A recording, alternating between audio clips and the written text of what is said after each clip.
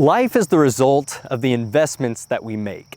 You invest your money, your resources, your time into various things that you believe will benefit you or your family in the future.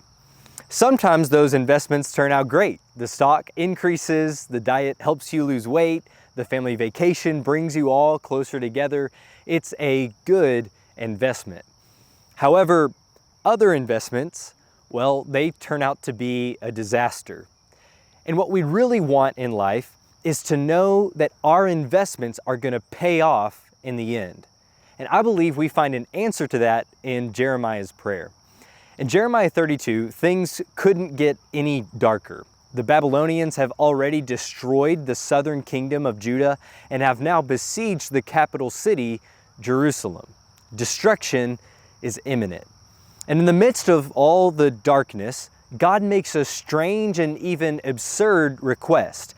He tells Jeremiah to purchase a plot of land that happens to be just 3 miles from the Babylonian army in its wake of destruction. By every appearance, this looks like a terrible investment. But without hesitation, Jeremiah obeys. He immediately gathered the witnesses, signed the deed, and purchased the land. And then Jeremiah prays. First, he acknowledges God's creation power, saying, "O Lord God, it is you who have made the heavens and the earth by your great power and by your outstretched arm. Nothing is too hard for you."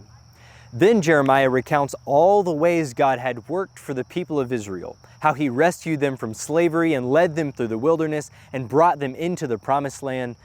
However, Jeremiah then also describes how the people rebelled against God, resulting in all the disaster that had now come upon them.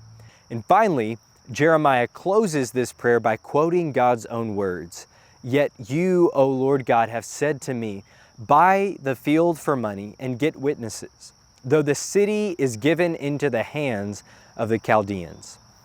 Now, this might seem like an odd way to end the prayer, but here's the point. The buying of the land was meant to be an object lesson. By purchasing this now devastated land, Jeremiah is placing his faith in God's promises to one day redeem it, to restore it and make it whole. And so what initially looked like a terrible investment turns out to be an eternally growing investment into the ever-abounding promises of God. And so, in a life full of investments, we can find certainty in this.